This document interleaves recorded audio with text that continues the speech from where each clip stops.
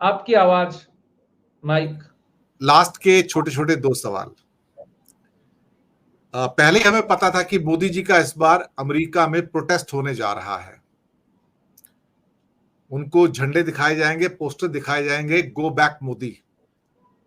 और ये होता हुआ लग रहा है, मैं आपको बताऊं, क्योंकि अमेरिका में उन लोगों को तो ना तो गिरफ्तार किया जाएगा, ना उनके खिलाफ कोई केस किया जाएगा। इंडिया में होता तो गिरफ्तार करके अंदर डाल देते थे पुलिस वाले, आपको पता है। लेकिन वहां पे आपको प्रोटेस्ट करने का पूरा अधिकार है। और सुना है कि काफी बड़ी मात्रा में जब उनका बड़ी मीटिंग होगी, वहां पे भी लोग बाहर प्रोटेस्ट करने आएंगे, प्ले कार्ड लेके आएंगे कि go back Modi, you are not wanted here, you are not needed here. ये इस किस्म की बातें निकल कर आ रही है। पहला सवाल है, ये पूरा हो जाए फिर मैं दूसरे सवाल पे आता हूं। देखिए, मैं आपको पहले कह चुका हूं कि मोदी जी का समय इस वक्त उनके फेवर में नहीं है।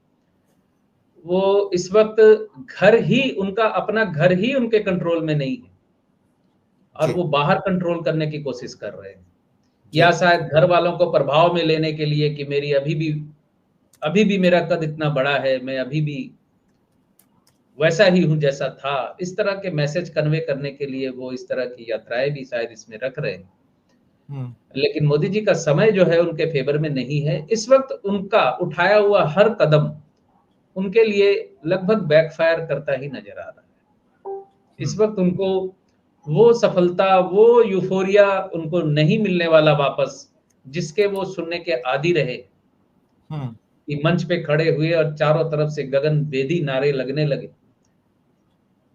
वो समय गुजर चुका है, वो समय अब वापस नहीं आने वाला। तो ये कोई जो भी दौरा है, जिस दौरे पे ये गए हैं, ये इनका असफल दौरों के रूप में गिना जाएगा। जी बिल्कुल। तो यहां पर कहा जा रहा है कि protest Modi, you are not welcome in the New York. और ये काफी बड़ा प्रोटेस्ट होने जा रहा है जब वो वहां पर भाषण देने जाएंगे, बड़ा वाला। खैर, ये इस बात का प्रमाण है कि इंडियन डायस्पोरा भी वहां पे बट चुका है, जो विद मोदी है और एंटी मोदी है। वहां भी भारतीय समाज भी पूरी तरह से उन लाइंस पर पॉलिटिकली अब बढ़ चुका है। आखिरी सवाल सर, शेख हसीना भारत में है, कहीं और जाने का चांस है नहीं, और हो सकता है मोदी जी की मुलाकात मोहम्मद यूनिस के साथ हो। आप बंगाल से भी हैं, तो बंगाल की राजनीति को और बांग्लादेश की राजनीति को आपसे बेहतर कोई नहीं समझता है।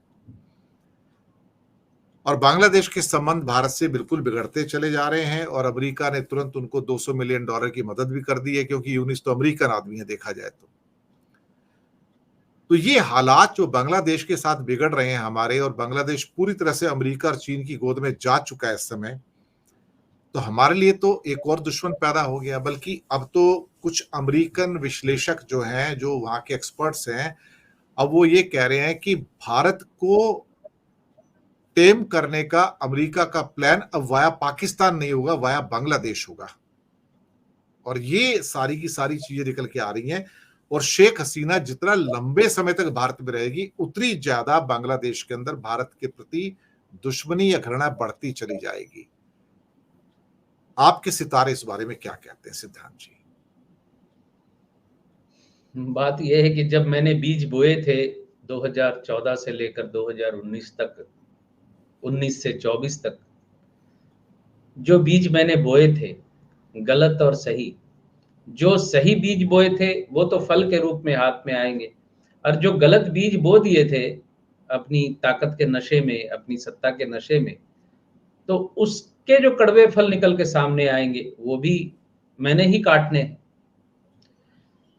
अभी तक की जो स्थिति देखी गई है मोदी सरकार की या भाजपा सरकार की, विदेश नीति कोई बहुत सफल विदेश नीतियों में नहीं गिनी जाती।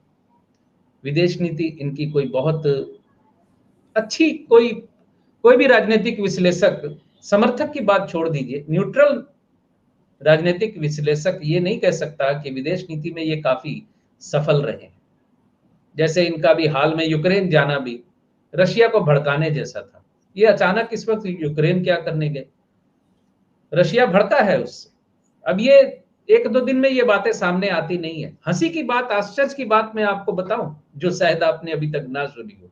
हसीना सरकार जब गिरी तो हमारे भारत में विशेष करके बंगाल का एक बहुत बड़ा तबका जो बड़ा खुश हो रहा था। मैंने एक दो जगह कमेंट भी किया कि भाई आप लोग क्यों खुश हो रहे हो? हसीना सरकार जो भारतवर्ष की मित्र सरकार थी मोदी जी के आने के पहले से ही, क्योंकि हसीना सरकार कट्टरता के रास्ते पे नहीं चलती है। उनके मुकाबले में जो खालिदा जिया है वो कट्टरपंथी है, हसीना सरकार कट्टरपंथी नहीं है। हालांकि हो सकता है हसीना सरकार के दौरान भी हिंदुओं पे कोई अत्याचार बात हुई हो, चूंकि वहां हिंदुओं की जनसंख्या बहुत कम है, तो जहां भी किसी कम्युनिटी की संख्या कम होती है तो उसको एक बहुसंख्यक का दबाव कुछ झेलना पड़ता है। अगर अपनी बात अगर वो ज्यादा वहां मुखर होके बोले तो ये जाहिर बात है, आप भी तो वही कर रहे हैं यहाँ पर। हालांकि यहाँ जिनके खिलाफ कह रहे हैं उनकी जनसंख्या बहुत ज्यादा है, इतनी सी नहीं है कि आप बांग्लादेश वाली हालात यहाँ बना दें। अगर हसीना शेख हसीना कहीं नहीं जा पाती है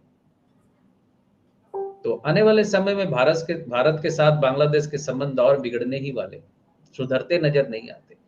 क्योंकि एक तो क्या बोलूं मैं नहीं बोलता उस बात पे, छोड़िए। किसी खास व्यक्ति को फायदा पहुंचाने के लिए हर तरह के निर्णय लेना, देश के निर्णय खास व्यक्ति को ध्यान में लेके रखते हुए लेना, इससे आप कैसे आशा कर सकते हैं कि आपकी विदेश नीति किसी सफलता के परचम को लहरा पाएगी? जी, ये आपने सही कहा। लोग समझ जाते हैं, बहुत आजकल स्मार्ट लोग हैं, कि किसकी ओर इशारा है और कहाँ पर कुछ प्लांट्स लगाए गए थे, उसका फायदा किसको दिया जा रहा था और उच्च दामों पर चीजें किसको बेची जा रही थी, किसको चूना लगाया जा रहा था बल्कि कहा जाए तो। खैर, इन्हीं शब्दों के साथ दर्शक मित्रों, हम इस रविवार की सुबह आपसे आज्ञा लेंगे। और बीच में कुछ नेटवर्क की समस्या रही है सिद्धांत जी की, लेकिन हमारे पास पिक्चर उनकी फिर भी ठीक ठाक आई है, कोई दिक्कत वाली बात नहीं है, आवाज भी ठीक ठाक आई है। लेकिन हम अपनी बातचीत को अगले हफ्ते फिर से आपके सामने लेकर आएंगे। और फिर से एक बार कहेंगे कि सिद्धांत सहगल जी का नंबर नीचे डिस्क्रिप्शन में दिया है, जिनको उनको पर्सनल कंसल्टेशन चाहिए तो उनको पहले मैसेज कर दीजिएगा। सिद्धांत जी, बहुत बहुत शुक्रिया आपका, और दर्शकों को भी बहुत बहुत शुक्रिया, आप सबने वक्त निकाला और हमारे साथ जुड़े, और रविवार की सुबह को आपने एक बार फिर से खूबसूरत बना दिया। बहुत बहुत धन्यवाद आपका। जी सर, नमस्कार।